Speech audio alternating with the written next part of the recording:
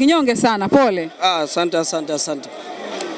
Naona leo kocha kaamua kuja kutuua yeye kama yeye kwa miguu yake na mikono yake na macho yake, kwa sababu hatujategemea kabisa matokeo hayo kwa kweli. Kivipi?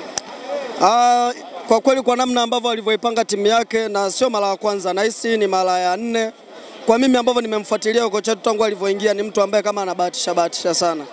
Yaani kwenye mechi yenye hadhi kama ya Champions League unaenda kuanza na force striker, una Mkwala, una Hua, una Mwalimu, unashindwa kwenda kuwapanga, unakuja kuwapanga dakika ambazo ni za pressure.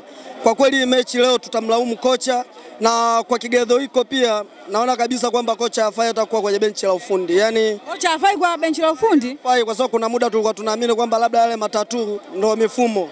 Lakini wewe mwanangu, na hisi Simba amemuokota wapi? Yaani management ya Simba pia na wasiwasi nayo. Leo hii wana Simba mnazungumza hivyo? Naongea hivyo. Pira mikazo, pira tatu. Mimi na support timu yangu na sijawahi kuwa nyuma ya timu yangu. Lakini the way ambavyo alivyoipanga timu, hata kama mimi umenitoa mtaani nacheza tu mpira wa kawaida, mimi nakupangia timu na tunashinda. Hii timu hii hata angechukua Ahmed Ally kwa elimu ambayo aloipata, unajua Ahmed Ally kaenda kasomea ukocha kidogo, pengine hata tungemwamini, bado asingetupangia timu hivi. Panga timu ambayo unahisi leo ingemfunga Petro. Mimi nilikuwa nashangaa pale ambapo anakuja kunipangia viungo watatu. Hivi wewe tangu darajani umemwona Ahua ni wakucheza namba 6? Yaani huyu kocha ndo kocha anajua zaidi wachezaji. Kashaishiwa mbinu, kwa sababu mimi ninachoamini, una Ahua, una Soa, una Budo. Hebu wewe unamtoa Budo unakuja kumuingiza Chasambi. Yaani unajua ni sababu ambazo mimi mwenyewe nimekaa nikajifikiria, huyu kocha sio wa kwenda naye kabisa. Yaani Champions League tena hatua za group stage kama hizi sio kuleta masiala. Tukiwa nyumbani tunakuja kuluzi kama hivi. Basi vile ambavyo yeye kaja bila taarifa, aondoke tu bila taarifa. Amekuja bila taarifa kumbe? Amekuja bila taarifa kwa sababu Simba wamemuona akiwepo hapa tukicheza naye, eti kwa namna alivyozuia. Simba ndo kigezo ambacho management wakampa mkataba. Kwa kweli walitakiwa wafanye analysis zaidi ya hicho walichokiangalia. Itatugharimu kwa sababu pengine wangefanya maamuzi hata leo tunaenda FIFA break. Pengine tutakaporudi Januari tuwe tuna kocha ambaye tayari wachezaji wetu ni wazuri sana. Lakini wewe huwezi kumchezesha mchezaji nje ya sehemu yao. Yaani unamchezesha Ahua namba 6. Wakati Ahua hajawahi kucheza hata namba 8. Unaenda kumchezesha namba 6. Haiwezi ka make sense. Na hata sisi mashabiki tunaamini kwamba hii mechi ya leo ilikuwa ni ya kushinda, na kila mwana Simba pia alikuwa na matarajio makubwa na game hii. Uwezi wewe kushinda na kina Joshua Mutare. Mimi kwa kweli imeniuma, na viongozi wetu chonde FIFA break tuna mwezi mmoja, watafute kocha ambaye tunaweza tukaenda naye kwenye hatua ya raundi ya 3 ya Champions League. Pole. Mimi bwana, hoja yangu ambayo inailalamika mpaka sasa hivi, kilio tulichotoka nacho mwaka juzi, kilio cha mwaka jana, kilio cha mwaka huu ni kuhusiana na makocha na wachezaji. Ninachoshangaa mimi kama mshabiki wa Simba tumecheza na wale Gaborone United, tunakuja kumtoa Gaborone United na kocha Pantevu. Simba walisawishikana nini huyu kocha ambaye mifumo yake bado mpaka leo haieleweki? Unamtoaje timu yule mchezaji huyo kocha ambaye sawa na mwalimu anayefundisha wao umpeleke darasa la form 4? Kwa hiyo mimi ninacholalamika mpaka dakika hii, viongozi wetu wa Simba bado wako serious na timu ya Simba. Sababu gani? Sababu wao wanaangalia maslahi yao, sio maslahi ya mashabiki.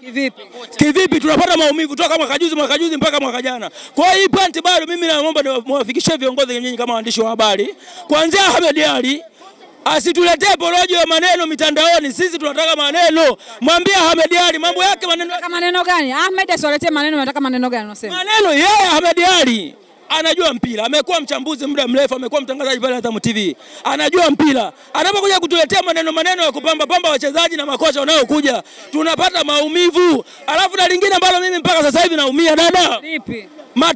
Selemani Matola amekaa na makocha zaidi ya 10 kutoka Uchebe mpaka leo. Kwa nini anashindwa kujiongeza na kuchukua akili za wale waliopita mpaka leo? Afanyeje? Au tumie akili. Amekaa na maprofessional kabisa makocha wakubwa. Lakini mpaka leo Matola mpaka leo anatumia akili gani? Au wao wanapokea mshahara Simba? Mimi niwaambie wana Simba, tusadeke na uzuri wa rangi, utamu chai ni sukari. Pale kocha hatuna kocha. Kocha alikuwa pale, je, alikuwa anataka kushinda au anataka position? Kwa sababu gani? Unapoweka wale Unamweka Budo, unamweka nani huyu? Unamweka nani huyu? Kocha na beti Mkamaria. Kocha. Ule kocha ni Mkamaria. Kama sio Mkamaria, sisi tumefeli kumruhusu ule kocha aliyefeli timu yake imefungwa ikatolewa. Wanakujaje kumpa kazi? Mimi nilikuwa mtu wa kwanza kumkataa ule kocha. Na hiyo clip yangu leo ulimkataa sababu niliona ni kocha ambaye timu yake imetolewa, alafu tunakuja kumchukua ule kocha ambaye mbinu zake tu zilishindwa. Kwa sababu sisi ule sisi tumemtoa, alafu nakuja kumchukua kocha mwenyewe hana veti. Unakuja kumweka kocha asiyekuwa na veti. Mpaka leo kafu anatambua kocha mkuu ni Matola mpaka sasa hivi. Lakini uongozi wetu unatambua, na sisi mashabiki tunatambua kocha wetu ni Paten. Sasa mambo yao sasa hatutaki. Matola ameshakaa muda mrefu kwenye timu yetu.